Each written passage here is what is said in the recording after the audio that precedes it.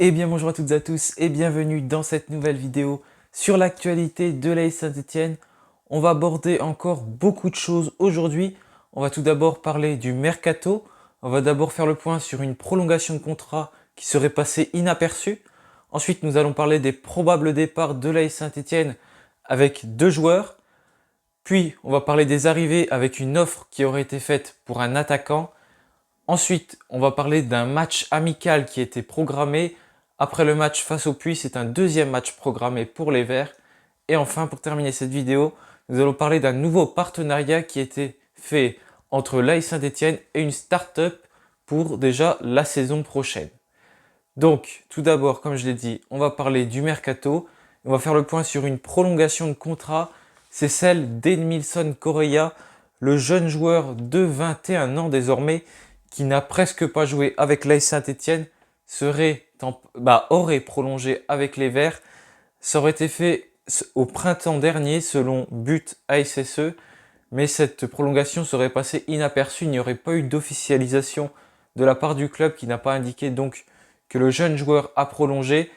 Le but serait un peu de faire comme Wagner il y a quelques années, le prêter et ensuite le titulariser avec les Verts, même si Wagner n'a jamais joué quasiment avec la Saint-Etienne, il a été vendu quasiment tout de suite après du côté de Metz. Mais là, ce joueur, Saint-Etienne voudrait le garder.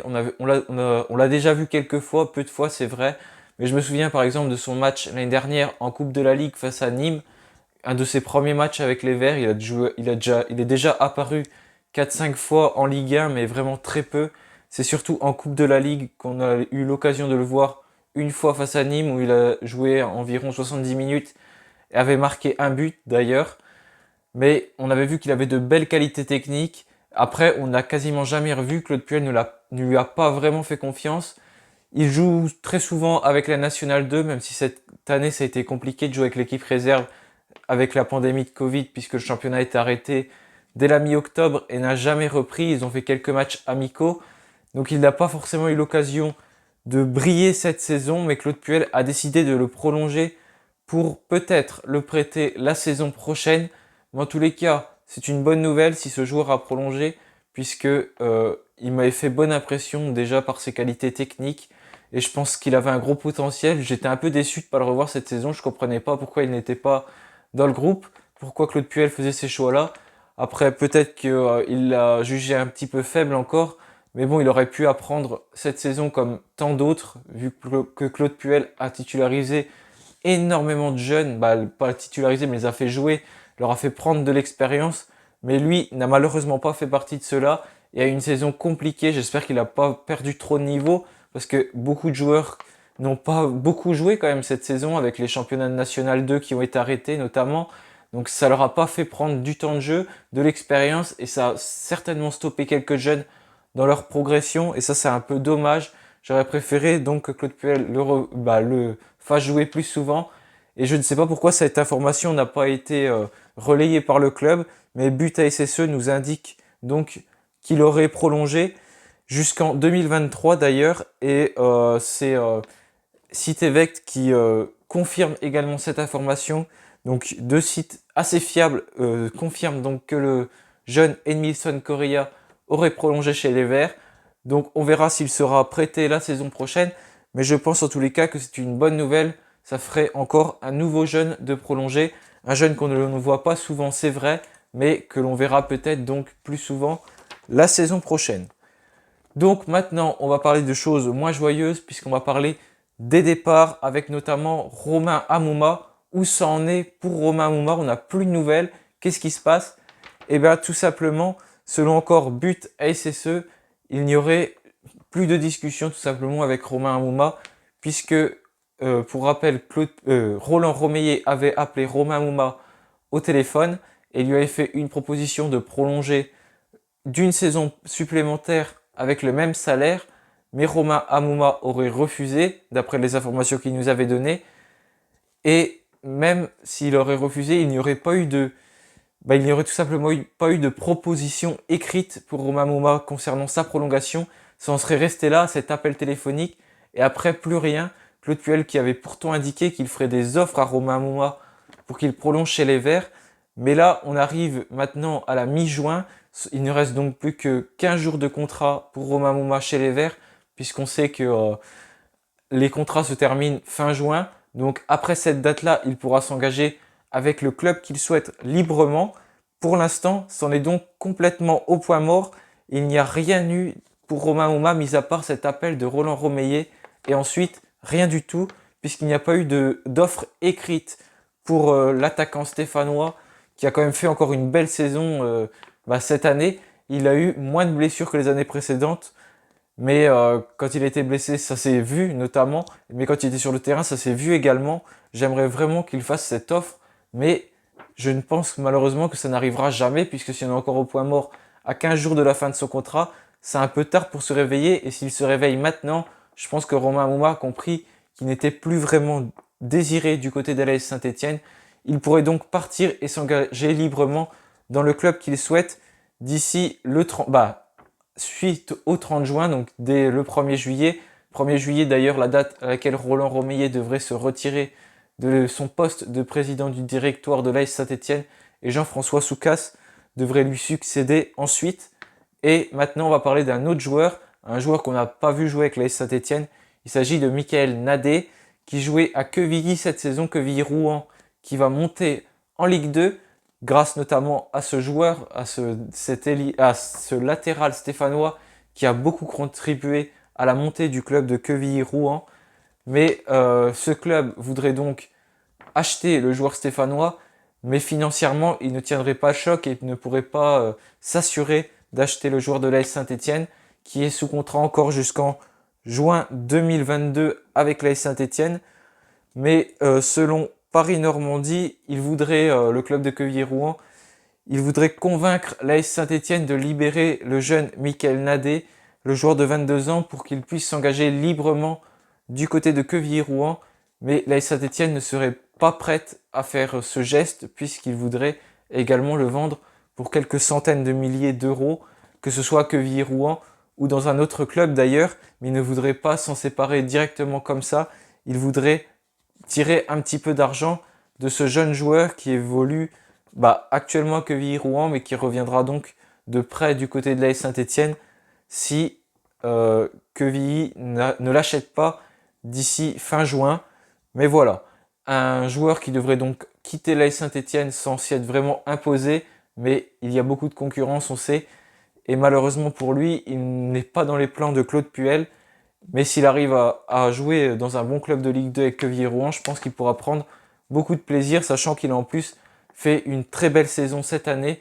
Donc voilà, concernant les probables départs de l'AS Saint-Etienne, avec Romain Mouma tout d'abord, qui ne devrait malheureusement pas rester à l'AS Saint-Etienne, et Nadé qui devrait également quitter les Verts, même s'il n'y a pas vraiment joué.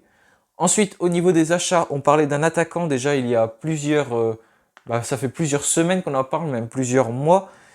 Il s'agit donc d'Ekuban, le joueur de Trabzonspor, qui pourrait arriver du côté de l'AS Saint-Etienne selon Evect. C'est Milizé qui a évoqué l'information.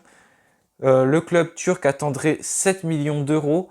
L'AS Saint-Etienne aurait déjà fait une offre de 4 millions d'euros pour le joueur de 27 ans qui est à un an de la fin de son contrat avec le club de Trabzonspor. Cette saison, pour rappel, il a marqué 10 buts et délivré 4 passes décisives en 32 matchs avec le club turc qui a terminé 6e de son championnat de Super League. Donc un très bel attaquant qui pourrait arriver du côté de l'AS Saint-Etienne, même si cette offre est un peu faible. C'est déjà une première grosse offre pour l'AS Saint-Etienne. C'est un gros budget pour les Verts qui n'ont pas une très grosse enveloppe, je le rappelle, pour ce mercato dû à la très grosse dette des Stéphanois de plusieurs dizaines de millions d'euros. Il va donc falloir faire des économies encore sur ce mercato, comme déjà depuis plusieurs années. Malheureusement, Saint-Etienne n'a pas le budget pour recruter. Les ventes de Saliba et Fofana ont seulement servi à combler une partie de la dette. Et malheureusement, on voit que c'est pas suffisant. Donc ça a déjà sauvé pas mal le club. Ces deux ventes, malheureusement, n'avaient pas le choix de les faire. Mais voilà, Saint-Etienne a fait une première offre pour l'attaquant du club de Trabzonspor, Caleb Ekuban. Peut-être que des autres offres vont venir. Celle de 4 millions d'euros, bien évidemment, je pense qu'elle ne sera pas suffisante. Mais Saint-Etienne se montre déjà actif sur le marché des transferts et montre aux joueurs qu'on le désire et qu'on veut qu'ils viennent du côté de l'AS Saint-Étienne la saison prochaine. Donc c'est ce premier attaquant qui a l'air le plus visé par l'AS Saint-Étienne. C'est celui sur lequel on a le plus de nouvelles ces derniers jours. Donc je pense que c'est la priorité du mercato pour Claude Puel. 27 ans, il a déjà de l'expérience. Il n'est pas trop jeune, il n'est pas trop vieux. Donc c'est l'âge où on est tout simplement à son meilleur niveau. On verra donc si cette offre se concrétise, mais je pense que ce ne sera pas le cas et qu'il va falloir encore batailler contre d'autres clubs et faire de nouvelles offres si on veut s'attacher les services du joueur de Trabzonspor. Ensuite, nous allons parler de ce match amical qui a été programmé après le match du 10 juillet face au Puy-en-Velay, club partenaire de l'AS Saint-Étienne qui se déroulera à l'Etra contre ce club de National 2. C'est un deuxième match qui a été programmé également à l'Etra. On monte d'un niveau, cette fois c'est un club de National qui est descendu il n'y a pas très longtemps d'ailleurs en National. Il s'agit de Bourg-en-Bresse. Le match se déroulera le 16 juillet à 19 h et ce sera toujours du côté de l'Etra au centre sportif Robert Herbin. Donc voilà, 2 matchs programmés. Ce sont des adversaires qui sont plus faibles que l'AS Saint-Étienne sur le papier, bien évidemment, un club de National 2 et un club de National. Donc on monte petit à petit en niveau. Mais j'espère qu'il y aura des autres adversaires d'ici là qui soient de niveau un petit peu plus fort si on veut se préparer correctement. Parce que c'est bien de prendre de la confiance, encore que les matchs ne sont pas gagnés face à des adversaires de plus faible niveau. Mais il va falloir également affronter des équipes un petit peu plus fortes. Pourquoi pas des équipes étrangères. Par exemple, je pense notamment à des clubs comme Newcastle, qui sont des plus grands clubs que Saint-Étienne pourra affronter, ou même des équipes allemandes, pourquoi pas affronter Wolfsburg, voilà, des équipes comme ça. C'est le moment de d'affronter des équipes un peu avec des niveaux similaires à l'AS Saint-Étienne plus, ou voire un petit peu plus fortes, pour essayer de trouver des failles et de fonder vraiment une équipe, parce que c'est pas contre des équipes à plus faible niveau qu'on va réussir forcément à s'améliorer, je pense, même si pour commencer, c'est sûr qu'il faut mieux commencer avec des équipes un petit peu plus faibles et pourquoi pas affronter Clermont comme on l'a fait souvent par le passé. En plus, ils montent en Ligue 1 cette année. Ça pourrait être encore un beau match avant de les affronter prochainement 2 fois en Ligue 1 la saison prochaine. Et on va finir cette vidéo en parlant d'un un partenariat qui a eu lieu, qui a été officialisé cet après-midi par l'AS Saint-Étienne sur son site officiel.